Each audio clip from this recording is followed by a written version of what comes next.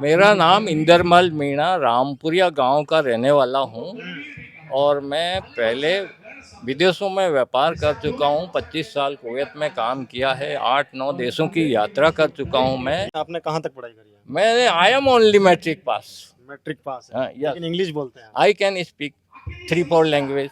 3-4 language? Yes. कौन कौन सी भाषाएं आप जानते हैं? मैं बांग्ला जानता है। बांग्ला जानते हैं? चल बांग्ला में थोड़ा कुछ बोल के बताइए एक बार। बांग्ला में किसी दोस्त को हम बुलाते हैं तो की खबर दोस्तों, की खबर दोस्तों? और क्या हाल है यूं पूछेंगे तो केमना छो, केमन हाचो? यानी कैसे हो। कैसे हो? हाँ। बांग्लादेश भी गए थे क्या आप?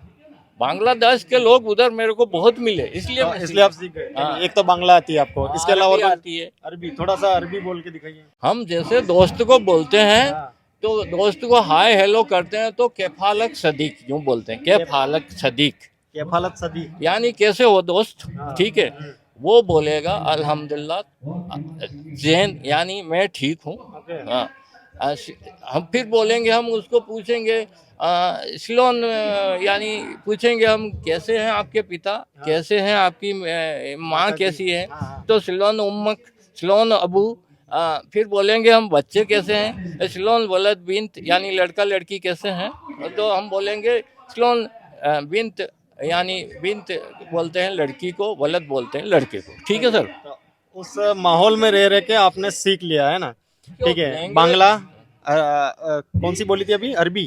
अरबी और अब इंग्लिश। इंग्लिश। हिंदी तो आती है, हिंदी तो आती है। कुछ चलिए, शब्द मलयालम के भी आते हैं। मलयालम की भी आते हैं। हाँ। चलिए, तो थोड़ा सा मलयालम का हो जाए। मलयालम का मैं आपको 10 तक गिनती बताऊंगा, बताइए बताइए। ठीक है। उन्न उन 1, रंड 2, मूण 3, नाल 4, अंज 5, आर 6, एरू 7, 8, अंबद 9, पत 10 और पद उन्न 11, पद रंड 12, पद मूण 13, पद नाल 14, पद अंज 15, पद आर्च 16, पद एरू 17, पद 18, पद अंबद 19, इरुवती यानी 20।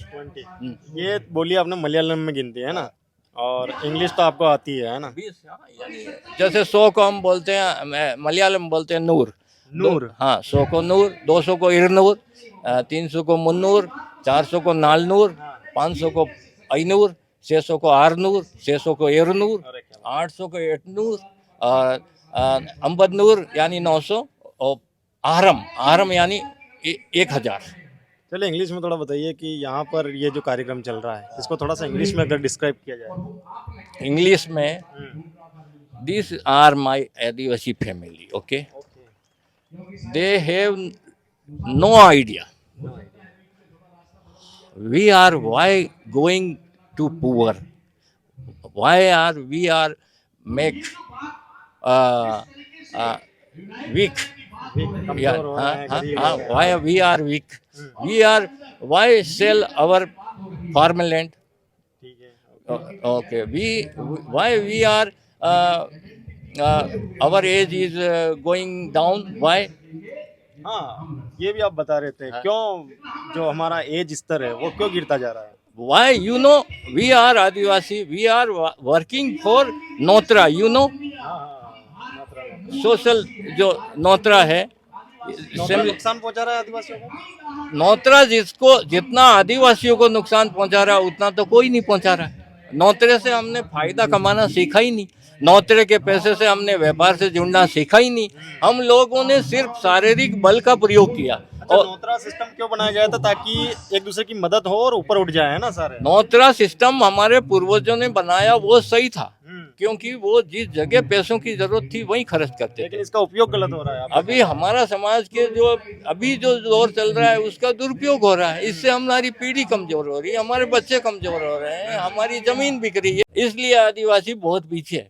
जब तक भारतीय मुद्रा का सम्मान नहीं करेंगे ना, जब तक इस लोन के पैसों को नहीं रोकेंगे, व्यापार से नहीं जुड़ेंगे, आदिवासी कुछ भी नहीं कर सकता। मालूम है, इनको कोई भी सरकार नहीं उठा सकती। आदिवासियों को क्या संदेश देना चाहेंगे, अगर जो स्थिति है गरीबी की तरफ जा रहे हैं, कहीं ना कहीं जमीन बिक रही है, आपका कहना है, इन चीजों से अगर बचना है लोगों को, सिर्फ आदिवासियों को नहीं, सबको क्या करना चाहिए? सभी समाज, जो आदिवासी ही अशिक्षित हैं अभी, दूसरे समाज को मैं इसलिए नहीं कह सकता क्योंकि दूसरे समाज के लोग सामूहिक विवाह करते हैं क्योंकि वो शिक्षित हैं, और आदिवासी सामाजिक यानी शिक्षित नहीं है क्योंकि सामूहिक विवाह का मतलब ही नहीं समझते, तो कैसे शिक्षित हैं आप? और रही बात, हम लोग ऐसे जेवर के पीछे पड़ गए हैं जिसको किसी सरकार ने पास नहीं किया, तो हम कैसे शिक्षित हैं? हैं? क्या इसके पैसों के लिए हमको लोन लेना चाहिए?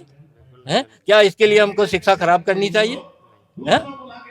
क्या इसके लिए हमको जमीन बेचनी चाहिए?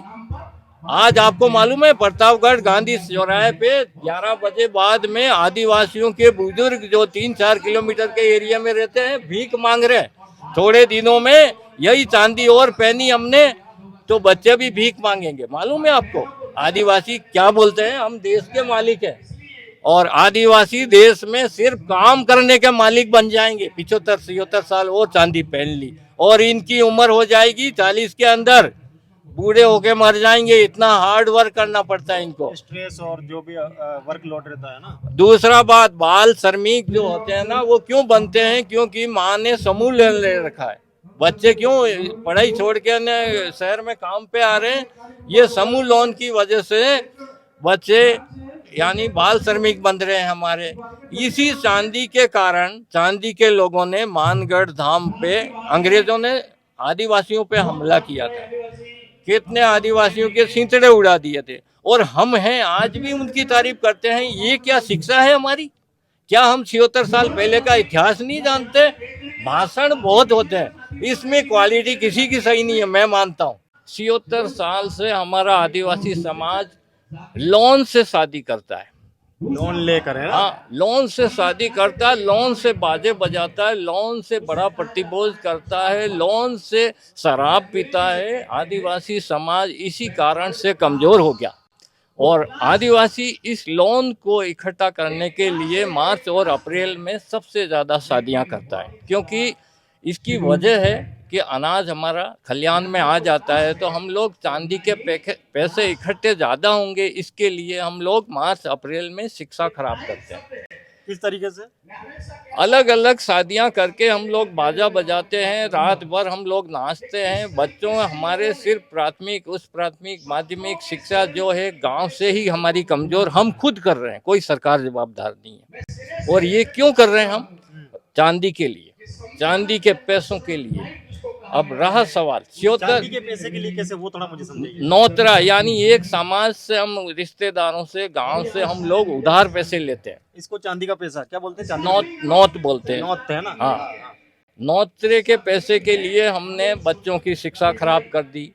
बच्चे पढ़ना नहीं सीखते हैं, बच्चे नाचना सीखते हैं। इसके जवाबदार हम खुद हैं, कोई सरकार जवाबदार नहीं है। और रहा सवाल, जब हम शिक्षित कहाँ हुए? शिक्षित हुए ही नहीं हम लोग शिक्षा खराब करते हैं। हमने आज दिन तक दूसरे समाज की नकल ही नहीं की। दूसरे समाज के लोग अप्रैल और मार्च में नगन करते ही नहीं, क्योंकि शिक्षा खराब होती। वो शिक्षित समाज है। मतलब उस समय एग्जाम होते हैं ना? हाँ, परीक्षाओं के टाइम। हाँ, और सबसे बड़ी बात, हम लोग बोलते हैं हमारी जमीन बचाएंगे। आपकी जमीन कोई नहीं बचाएगा, आपकी जमीन आप खुद बचाएंगे। जैसे मैंने अपनी लड़की की जमीन बचाई, मैंने कोई चांदी के जेवर नहीं मंगाए, कोई सोने के जेवर नहीं मंगाए, तो मेरी लड़की भी बच गई और मेरी लड़की की जमीन भी बच गई। आदिवासी समाज हमेशा लड़की और दामाद को कमजोर करने का काम कर रहा है। कैसे? क्योंकि यहाँ से लड़की वाले लोग जेवर मंगाते हैं सोने चांदी के, और सामने वाला लड़की का पिता, लड़की का ससुर, वो लोन लेता है रिश्तेदारों से, समाज से उधार लेता है, गांव वालों से, और फिर लड़की जैसे ही ससुराल जाती है उसका बही खाता वो लड़के का बाप उस लड़की को थमा देता है, लड़के को थमा देता है। तो उसका 5-6 लाख रुपए का कर्जा उतारने में उनकी ज़िंदगी खराब हो जाती है, उनकी पढ़ाई छूट जाती है, उनका शारीरिक, आर्थिक, मानसिक सारा संतुलन बिगड़ जाता है। इसके जवाबदार खुद आदिवासी समाज के लोग हैं, इनको नॉलेज नहीं है। आप क्या व्यापार करते थे? आप देश विदेश में व्यापार करते थे? क्या व्यापार करते थे? मैं बिजनेस करता था। बड़े बड़े व्यापारियों को, अरबपतियों को नोटों के बांधने के रबर सप्लाई करता था मैं। रबर सप्लाई करते थे? हाँ, उसकी मैन्युफैक्चरिंग वगैरह भी आप ही करते हैं? नहीं, मैन्युफैक्चर नहीं, माल चाइना से आता था और बड़े होलसेल व्यापारी लाते थे और मैं इसको होलसेल में लेके रिटेल में बेचता था, यानी अरबपतियों से मेरा व्यापार था। पत्तियों से व्यापार था। ये कहाँ करते थे आप व्यापार? कुवैत में किया 25 साल। 25 साल से। हाँ, और फिर वहाँ से आपने क्या इकट्ठा किया, मेरे को ये बताओ। मैंने पैसों से ज़मीन खरीदी प्रतापगढ़ के आसपास के एरिया में, और ज़मीन की वैल्यू मैं समझता हूँ। मैं चाहता हूँ आदिवासी परिवार के जितने भी लोग हैं लोन से शादियाँ करना बंद कर दें, और जनवरी से लगा के अप्रैल तक जो परीक्षाएं होती है उसमें लगन करना बंद कर देंगे तो गांव की सारी शिक्षा हमारी मजबूत होगी। और ये काम कोई पॉलिटिकल आदमी इनको बताता नहीं है, और मेरे जैसे आदमी को कोई भाषण देने देता है ही नहीं। आदिवासी कब जीत सकता है? इसके लोन के पैसे से अगर हम व्यापार से जुड़ते हैं। आदिवासी एरिया में जितनी भी चांदी की 2 नंबर की दुकानें, सब व्यापारी को पकड़ के जेल में डालो। ये अभी चांदी में कैसे लूट रहा है आदमी? 30% जेवर, 20% जेवर, 40% जेवर, 50% जेवर जो कंदोरा होता है ना कमर को लटकाने का, 50% है, उसके सबके पैसे किसके भाव से ले रहे हैं? वो 100% चांदी के। क्या ये बड़ी लूट नहीं है? और जिस समाज से मैं हूँ वो समाज सिर्फ कंदोरे को ही ज्यादा खरीदता है और उसको पूरे पैसे देके आता है। व्यापारी उनको पक्का बिल नहीं देता है। वो ऐसी 300 साल पहले की भाषा में सफेद चिट्ठी बना के देता है जो ना आज का वकील समझ सकता है, ना पुलिस समझ सकती है, ना कोई जज समझ सकता है, क्योंकि 300 साल की भाषा कोई जज को आती नहीं है। वो 1 को लिखेंगे 9 की तरह, ठीक है, 8 को लिखेंगे सी की तरह, 4 को लिखेंगे 8 की तरह से। यानी ये क्या है? एक दिमागी खेल है। आदिवासी जीतेगा तो सिर्फ लड़कियां बिना जेवर से ले लेगा, दे देगा तो जीतेगा। बाकी आदिवासी को कोई नेता नहीं बचा सकता। तो इनका एक तो इन्होंने देश विदेश घूमा है, इनका नॉलेज बड़ा अच्छा लगा मुझे कि इन्हें 4-4, 5-5 भाषाएं आती है। साथ ही इन्होंने कुछ सीख भी दी है कि क्यों जो है समाज पीछे जा रहा है, क्या क्या चीज़ें ऐसी है जो नहीं करेंगे तो शायद समाज ऊपर आएगा। इनके हिसाब से ये सारी चीज़ें इन्होंने नॉलेजेबल बताई। ये यहाँ पर बैठे थे और कुछ बातें हम दोनों बैठ के कर रहे थे। मुझे लगा कि इनके पास बहुत अच्छी नॉलेज है, तो आप तक शेयर ज़रूर करनी चाहिए। आपको ये वीडियो कैसा लगा कमेंट ज़रूर करिए और बताइए कि क्या ये जो बोल रहे हैं उससे आप सहमत हैं। मैं पंकज कुमार, आप देख रहे हैं 20 TSP। धन्यवाद।